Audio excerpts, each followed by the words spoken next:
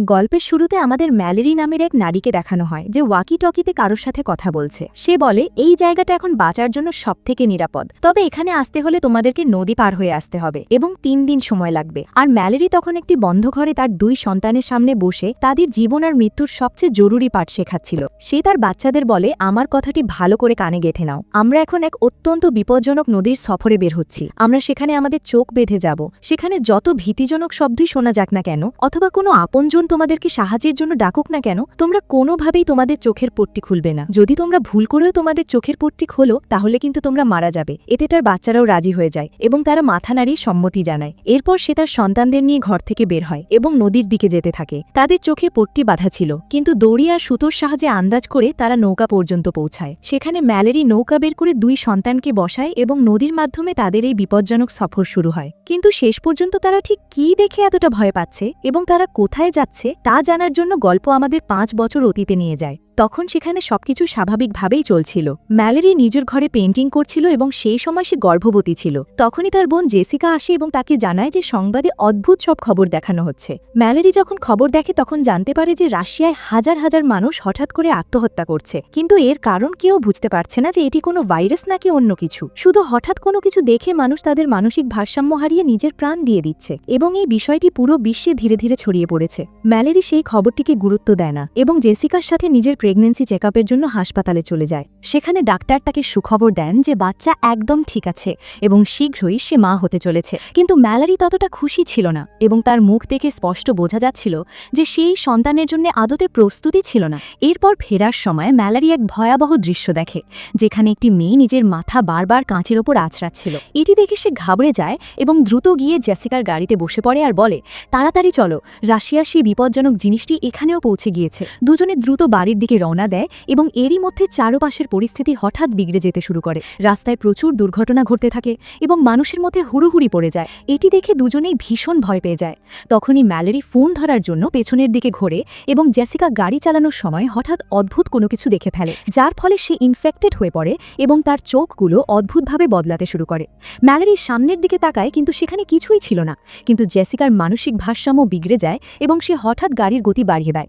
ম্যালেরি তাকে থামানোর চেষ্টা করে, কিন্তু জেসিকা থামে না এবং তখনই গাড়িটি অন্য একটি গাড়ির সাথে ধাক্কা খেয়ে দুর্ঘটনা ঘটে।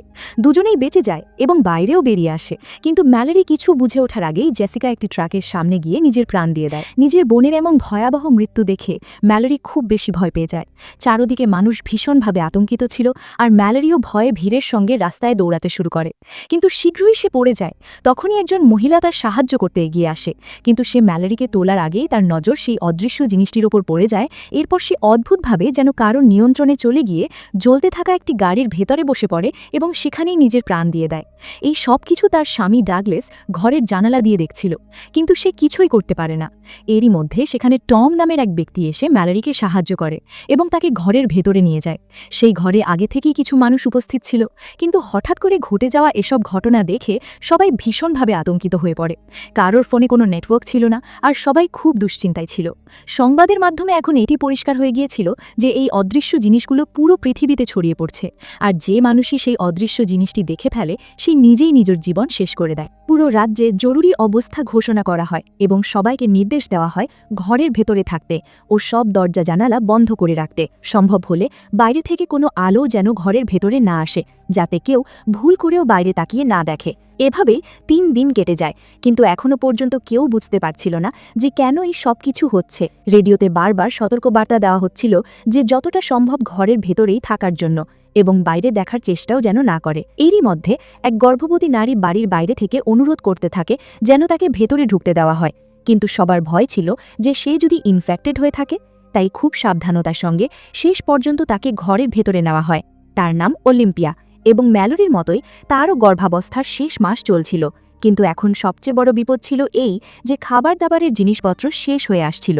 বাড়ি থেকে কিছুটা দূরেই একটি সুপারমার্কেট ছিল, কিন্তু সেখানে না দেখে কিভাবে পৌঁছানো যায় সবাই এটাই ভাবছিল।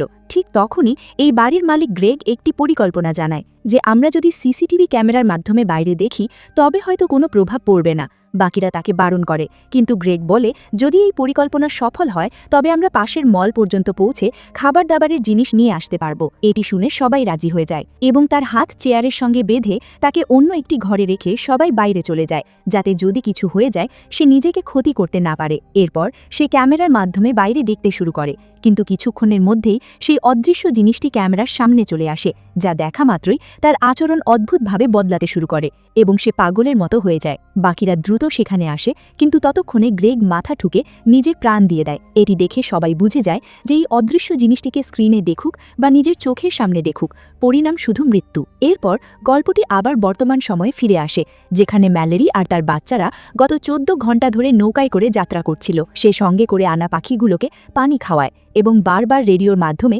কারোর সঙ্গে যোগাযোগ করার চেষ্টা করতে থাকে। ঠিক তখনই হঠাৎ পাখিগুলো জোরে চিৎকার করতে শুরু করে। সেই একই সময় একটি ভয়ঙ্কর কণ্ঠস্বর বারবার ম্যালেরির নাম ধরে ডাকতে থাকে, কিন্তু ম্যালেরি এসব উপেক্ষা করে সামনে এগিয়ে যেতে থাকে।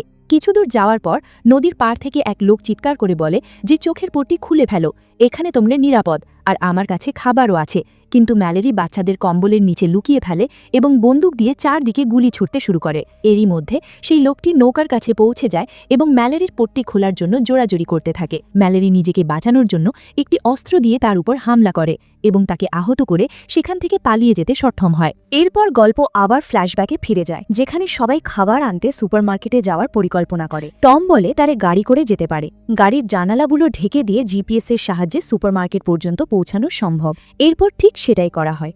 গাড়ির জানালা আর ক্যামেরা ভালোভাবে ঢেকে 5 জন জিপিএসের সাহায্যে গাড়ি নিয়ে বাইরে বের হয়। চারপাশের পরিস্থিতি তখন ভীষণ ভয়ঙ্কর হয়ে উঠেছিল আর পুরো রাস্তা লাশে ভরেছিল, যার ফলে বাধ্য হয়ে তাদের লাশের ওপর দিয়ে গাড়ি চালিয়ে যেতে হয়। গাড়ির সেন্সর এবং জিপিএসের মাধ্যমে রাস্তার দিক নির্দেশনা পাচ্ছিল, কিন্তু মাঝপথে হঠাৎ সেই অদৃশ্য শয়তানগুলো গাড়ির চারোদিকে জড়ো হয়ে যায় এবং গাড়িটি কাঁপতে শুরু করে। তবে টম দ্রুত গাড়ি চালিয়ে কোনো রকমের সবাইকে নিয়ে সুপারমার্কেটে পৌঁছে যায়। এবার ভেতরে এসে তারা সবার আগে জানালা দরজা বন্ধ করে দেয়। সেখানে তারা প্রচুর খাবার আর প্রয়োজনীয় জিনিসপত্র পেয়ে খুব খুশি হয়ে যায় এবং যতটা সম্ভব রেশন সংগ্রহ করতে শুরু করে। এরপর আমরা ম্যালেরি আর টমকে দেখি, যাদের কথাবার্তা থেকে বোঝা যাচ্ছিল যে তারা একে অপরকে পছন্দ করতে শুরু করেছে। এরপর ম্যালেরি যখন অন্য পাশে যায় তখন সে সেখানে খাঁচার ভেতরে 3টি পাখি দেখতে পায়। সে পাখিগুলো নিজের সঙ্গে রেখে নেয়। এই পাখিগুলোই পরবর্তীতে তার সবচেয়ে বড় ভরসা হয়ে ওঠে, কিন্তু সেই সময়ই এক অচেনা লোক ভেতরে ঢোকার জন্য অনুরোধ করতে থাকে আর তার কণ্ঠস্বর শুনেই বোঝা যাচ্ছিল যে সে ইনফেক্টেড। সবাই তাকে মানা করে, কিন্তু সে জোর করে ভেতরে ঢোকার চেষ্টা করতে থাকে। তখন চার্লি সবাইকে বাঁচানোর জন্য সেই লোকটিকে ধাক্কা দিতে দিতে বাইরে চলে যায় এবং সবার জন্য নিজেকে উৎসর্গ করে দেয়। এখন এখানে একটি প্রশ্ন জাগে যে কিছু লোক সেই অদৃশ্য জিনিসগুলো দেখেই আত্মহত্যা করে, আবার কিছু মানুষ ইনফেক্টেড হয়ে অন্যদের ওপর আক্রমণ করে কিন্তু তারা বেঁচে থাকে।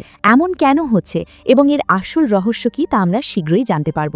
এরপর বাকি 4 জন রেশন নিয়ে ফিরে আসে। চার্লির খবর শুনে সবাই খুব দুঃখ পায়। কিছুক্ষণ পর রাত নামতেই বাড়ির 2 জন মানুষ গাড়ি চুরি করে পালিয়ে যায়। বিষয়টি জানতে পেরে সবাই ভীষণভাবে হতভম্ব হয়ে যায়, কারণ সেই গাড়িটাই ছিল তাদের রেশন আর প্রয়োজনীয় জিনিসপত্র আনার একমাত্র উপায়। এরপর গল্প আবার বর্তমান সময়ে ফিরে আসে, যেখানে ম্যালেরি এবং বাচ্চাদের সফরের 24 ঘণ্টা অতিবাহিত হয়ে গিয়েছিল এবং তারা সবাই ক্লান্ত ছিল। তখনই নৌকাটি যেতে যেতে হঠাৎ একটি ট্রাকের সাথে ধাক্কা খায় এবং ছেলে বাচ্চাটি নদীতে পড়ে যায়, কিন্তু ম্যালেরি দ্রুত তাকে ধরে নৌকায় ফিরিয়ে আনে। তবে এই সময় তাদের কম্বল এবং খাবার দাবারের জিনিসপত্র নদীতে ভেসে যায়। এখন ম্যালেরি দুশ্চিন্তায় পড়ে যায়, কারণ যদি তারা খাবার না পায় তবে তারা ক্ষুধায় মারা যাবে।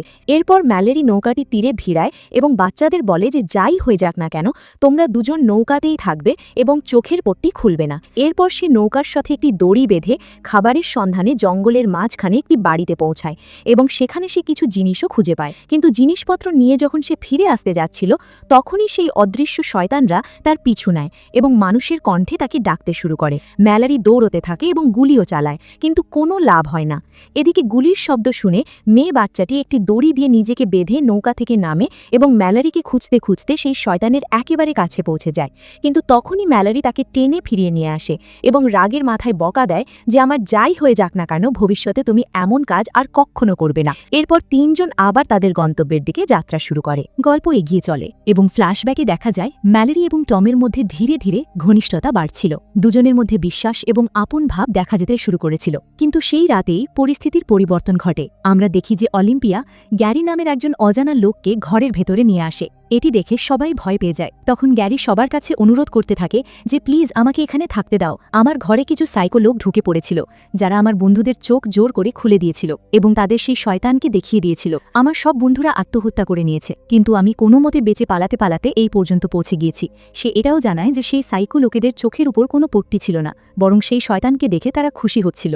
গ্যারির কথা শুনে সবাই কিছুটা শান্ত হয়, কিন্তু ডাগলাসের একেবারেই বিশ্বাস হয় না এবং সে রেগে বন্দুক নিয়ে তাকে বাইরে বেরিয়ে যাওয়ার হুমকি দেয় এবং কারও কথা শোনে না। তখনই শেরিল তাকে পেছন থেকে আঘাত করে অজ্ঞান করে দেয় এবং তারপর তাকে গ্যারেজে বন্দি করে দেওয়া হয়। এরপর পরের দিন হঠাৎ ম্যালেরি এবং অলিম্পিয়া দুজনেরই একসঙ্গে প্রসব ব্যথা শুরু হয়, কিন্তু ঠিক সেই সময় গ্যারি তার আসল চেহারা দেখায়। সে প্রথমে সেই শয়তানের স্কেচ আর ছবিগুলো বের করে টেবিলের উপর রাখে, আর তার চোখ দেখেই বোঝা যাচ্ছিল যে সে সেই শয়তানের বশে চলে এসেছে। ঠিক সেই সময়ই ম্যালেরি এবং অলিম্পিয়া তাদের সন্তানদের জন্ম দেয়। অলিম্পিয়ার একটি মেয়ে হয় এবং ম্যালেরি একটি ছেলের জন্ম দেয়। কিন্তু নিচতলার ঘরে গ্যারি ম্যালেরির পাখিগুলো তুলে ফ্রিজেরে বন্ধ করে দেয় এবং জানালায় লাগানো খবরের কাগজগুলো খুলতে শুরু করে। তখন ডাগলাস তার এসব আচরণ দেখে বুঝে যায় যে সেও সেই সাইকোদের একজন, যারা শয়তানকে দেখে কিন্তু মরে না, বরং অন্যদের প্রাণ নেয়। এর মধ্যেই টম নিচে আসলে ডাগলাসের কথা শুনে সেই পাখিগুলোকে ফ্রিজের থেকে বের করে আনে, কিন্তু তখনই গ্যারি পেছন থেকে এসে টমের মাথায় আঘাত করে তাকে অজ্ঞান করে দেয়। ডাগলাস চিৎকার করতে শুরু করলে গ্যারি গ্যারেজের শাটার খুলে দেয় যাতে সে চোখ বন্ধ করে সেখানেই আটকে যায়। এরপর গ্যারি উপরে গিয়ে বাকি জানলাগুলো থেকেও খবরের কাগজ সরিয়ে দেয়, যার ফলে অলিম্পিয়া বাইরে সেই জিনিসটি দেখা মাত্রই সংক্রমিত হয়ে পড়ে। কিন্তু কিছু করার আগেই ম্যালেরি কোনোভাবে তার মেয়েকে তার কাছ থেকে নিয়ে নেয়। ঠিক তখনই অলিম্পিয়া জানালা দিয়ে লাফ দিয়ে নিজের জীবন শেষ করে দেয়। এরপর গ্যারি শেরিলকে ধরে তার চোখ খুলে দেয় এবং সেও সংক্রমিত হয়ে নিজেকে শেষ করে ফেলে। এখন গ্যারি ম্যালেরির দিকে এগিয়ে আসে, কিন্তু সে চাদর দিয়ে নিজেকে এবং 2 শিশুকে ঢেকে রেখেছিল, তাই তখন পর্যন্ত সে সুরক্ষিত ছিল। কিন্তু তখনই ডাগলাস শটগান নিয়ে সেখানে পৌঁছায় এবং চোখ বন্ধ রেখে গ্যারিকে গুলি করার চেষ্টা করে। কিন্তু গ্যারি এই পরিস্থিতির সুযোগ নেয় এবং তার সাথে লড়াই করতে করতে দুজনেই নিচে পড়ে যায়। তখনই গ্যারি একটি কাঁচি দিয়ে ডাগলাসকে মেরে ফেলে। এর মধ্যেই টম জ্ঞান ফিরে পায় এবং কোনোভাবে শটগান তুলে নিয়ে গ্যারিকে গুলি করে শেষ করে দেয়। এখান থেকে গল্পটি সরাসরি 5 বছর এগিয়ে যায়। দেখা যায় ম্যালেরি আর টম এখন একসঙ্গে থাকে এবং বাচ্চারাও বড় হয়ে গেছে। ম্যালেরি প্রতিদিন তার সন্তানদের সব ধরনের সার্ভাইভাল স্কিল শেখায়, কিন্তু বিপদ এখনও পুরোপুরি কাটেনি। বাইরে এখনও সাইকো লোকেরা ঘুরে বেড়ায়, যারা সাধারণ মানুষকে ধরে মেরে ফেলে। এভাবেই তাদের জীবন চলতে থাকে। এরপর একদিন রেডিওতে একটি কণ্ঠস্বর শোনা যায়। রিক নামের এক ব্যক্তি জানায় তারা যেখানে আছে সেই জায়গাটি পুরোপুরি নিরাপদ। সেখানে তাদের একটি কলোনি রয়েছে এবং খাবার দাবারের সম্পূর্ণ ব্যবস্থা আছে। নদীর স্রোতের সঙ্গে ভেসে এলে সেখানে পৌঁছাতে 2 দিন লাগবে। নদীর স্রোত যখন সবচেয়ে বেশি থাকবে তখন কাছের জঙ্গলের মাঝেই সেই কলোনিটি পাওয়া যাবে। সেখানে অনেক পাখি আছে যাদের ডাক শুনে তোমরা আমাদের খুঁজে পেতে পারো। টম এই কথায় বিশ্বাস করে, কিন্তু ম্যালেরি সেখানে যেতে রাজি হয় না। সে বলে এমনও হতে পারে ওই লোকটি গ্যারির মতোই ইনফেক্টেড, যে তাদের এখান থেকে বের করে নিয়ে গিয়ে মেরে ফেলতে চায়। পরের রাতে টম যখন বাচ্চাদের গল্প শোনাচ্ছিল তখন ম্যালেরি রেগে গিয়ে বলে এভাবে গল্প শোনাবে না, কারণ পরে তারা বাইরে যাওয়ার জন্য জেদ ধরবে। টমও রাগ করে জবাব দেয় শুধু বেঁচে থাকাই যথেষ্ট নয়, বাচ্চাদের খুশি থাকতে শেখানোও জরুরি। তারা একটি ভালো জীবন, একটি ভালো পরিবার এবং একটি ভালো মা পাওয়ার যোগ্য, কিন্তু তুমি এখনও পর্যন্ত তাদের নামও রাখোনি, শুধু বয় আর গার্ল বলেই ডেকে আসছো। টমের এই কথাগুলো শুনে ম্যালেরির খুব খারাপ লাগে এবং সে চুপ করে থাকে, কিন্তু সে জানত যে টম যা কিছু করছে সব তাদের ভালোর জন্যই করছে। তারপর রাতে টম তাকে বোঝায় যে আমাদের যদি বেঁচে থাকতে হয় তবে সেখানে যেতেই হবে। আর এই সময় তারা একে অপরের খুব কাছাকাছি চলে আসে। কিন্তু পরের দিন পরিস্থিতি আরও খারাপ হয়ে যায়। তারা যখন প্রয়োজনীয় জিনিস আনতে বাইরে যায় ঠিক তখনই কয়েকজন সাইকো লোক তাদের ওপর হামলা করতে আসে। টম ম্যালেরি আর বাচ্চাদের বুঝিয়ে পেছনের রাস্তা দিয়ে বের করে দেয় আর নিজে সামনে এসে দাঁড়ায়। তাদের কাছে বন্দুক ছিল এবং তারা টমকে চোখের পট্টি খোলার জন্য জোর করতে থাকে। ঠিক তখনই ওই লোকগুলো ম্যালেরিকে চলে যেতে দেখে ফেলে আর টম তাদের ওপর গুলি চালিয়ে দুজনকে মেরে ফেলে। এই লড়াইয়ের সময় টম নিজেও আহত হয়। সে বুঝতে পারে যে না দেখে বাকিদের শেষ করা কঠিন হবে, তাই সে নিজের চোখের পট্টি সরিয়ে ফেলে এবং বুদ্ধিমত্তার সঙ্গে বাকি দুজনকেও শেষ করে দেয়। কিন্তু যখন সে শেষ লোকটিকে মারতে যায় তখনই সেই অদৃশ্য শয়তান তার সামনে চলে আসে, যার ফলে সে নিজেও ইনফেক্টেড হয়ে পড়ে। তবে পুরোপুরি ওই শক্তির বশবর্তী হওয়ার আগেই সে শেষ লোকটিকে মেরে ফেলে এবং তারপর নিজের বন্দুক দিয়েই নিজের প্রাণ কেড়ে নেয়। এদিকে গুলির শব্দ শুনে ম্যালেরি বুঝে যায় যে টম আর নেই। বাড়িতে ফিরে সে কান্নায় ভেঙে পড়ে, কারণ এই কঠিন সময় টমই ছিল তার একমাত্র অবলম্বন। এরপর সে রিকের বলা সেই নিরাপদ আশ্রয়ের উদ্দেশ্যে রওনা হওয়ার সিদ্ধান্ত নেয়। সে বাচ্চাদের বোঝায় যে এই যাত্রা অত্যন্ত কঠিন হবে, কিন্তু তাদের যেতেই হবে। আর এটাই হলো সেই দৃশ্য যা আমরা গল্পের একেবারে শুরুতে দেখেছিলাম। এখন দেখা যায় ম্যালেরিয়ার বাচ্চারা টানা ৪২ ঘন্টা ধরে যাত্রা করছে। ম্যালেরি বাচ্চাদের বোঝায় যে সামনে নদীতে একটি ঢাল আসতে চলেছে, যে কারণে পানির স্রোত খুব তীব্র হয়ে যাবে, তাই সবাইকে প্রস্তুত থাকতে হবে। এরপর ধীরে ধীরে নদীর স্রোত বিপজ্জনক হয়ে ওঠে এবং তারা দ্রুত নিচের দিকে যেতে থাকে। তারা সবাই নৌকাটিকে শক্ত করে ধরে রেখেছিল, কিন্তু হঠাৎ তাদের নৌকাটি উল্টে যায় এবং ৩ জনই পানিতে পড়ে যায়। তবে কেউ নিজেদের চোখের পট্টি খোলে না, আর ভাগ্যক্রমে সবাই বেঁচে যায়। ম্যালেরি কোনোভাবে বাচ্চাদের এবং পাখিগুলোকে নিয়ে তীরে চলে আসে। এই যাত্রার সবচেয়ে কঠিন অংশ তারা পার করে ফেলেছিল। এখন শুধু বাকি ছিল পাখিদের ডাক অনুসরণ করে রিকের বলা জায়গায় পৌঁছানো, যা এখান থেকে খুব বেশি দূরে নয়। কিন্তু জঙ্গলের পথে হাঁটার সময় হঠাৎ সেই শয়তানগুলো আবার তাদের পিছু নেয় এবং অদ্ভুত সব আওয়াজ দিয়ে তাদের বিভ্রান্ত করার চেষ্টা করতে থাকে। তখনই হঠাৎ ম্যালেরি পড়ে যায় এবং বাচ্চাদের থেকে কিছুটা দূরে গিয়ে অজ্ঞান হয়ে যায়। বাচ্চারা তাকে খুঁজতে গিয়ে একে অপরের থেকে আলাদা হয়ে যায় এবং ঠিক তখনই সেই শয়তানটি ম্যালেরির কণ্ঠস্বর নকল করে বাচ্চাদের চোখের পট্টি খুলে ফেলতে বলে।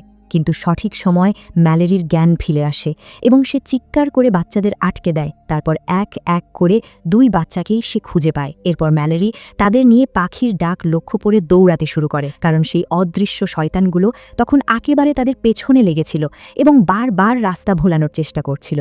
অবশেষে তারা সেই নির্দিষ্ট জায়গায় পৌঁছে যায় এবং ম্যালেরি দ্রুত দরজা খোলার জন্য অনুরোধ করে। ওখানকার লোকেরা তাদের ভেতরে নিয়ে নেয় এবং প্রথমেই তাদের চোখ পরীক্ষা করে নিশ্চিত করা হয় যে তারা আক্রান্ত কিনা।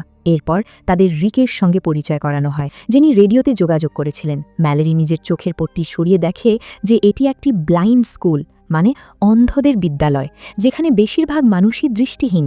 আর সেই কারণেই ওই শয়তানগুলো তাদের কোনো ক্ষতি করতে পারে না। সেখানে অনেক পাখিও পোষা হয়, যাতে বিপদ এলে আগে ভাগেই বোঝা যায়। এখন ম্যালেরি এবং বাচ্চারা পুরোপুরি নিরাপদ। ম্যালেরি সেখানে তার পাখিগুলোকে মুক্ত করে দেয়। তখনই ম্যালেরির সাথে সেই নারী ডাক্তারের দেখা হয়, যিনি সেখানে আগে থেকেই ছিলেন। তিনি বাচ্চাদের নাম জিজ্ঞাসা করলে ম্যালেরি প্রথমবারের মতো তাদের নাম রাখে। মেয়েটির নাম রাখে অলিম্পিয়া, যা তার জন্মদাত্রী মায়ের নাম ছিল, এবং ছেলেটির নাম রাখে টম। বাচ্চারা নিজেদের নাম পেয়ে খুব খুশি হয় এবং সেখানে থাকা আরও অনেক বাচ্চাদের সাথে আনন্দে খেলতে শুরু করে। এটি দেখে ম্যালেরি স্বস্তির নিঃশ্বাস ফেলে এবং বাচ্চাদের দিকে তাকিয়ে মুচকি হাসে। আর এখানেই এই গল্পটি শেষ হয়ে যায়। গল্পটি আপনাদের কেমন লাগলো কমেন্টে অবশ্যই জানাবেন, আর ভিডিওতে একটি লাইক দিতে ভুলবেন না।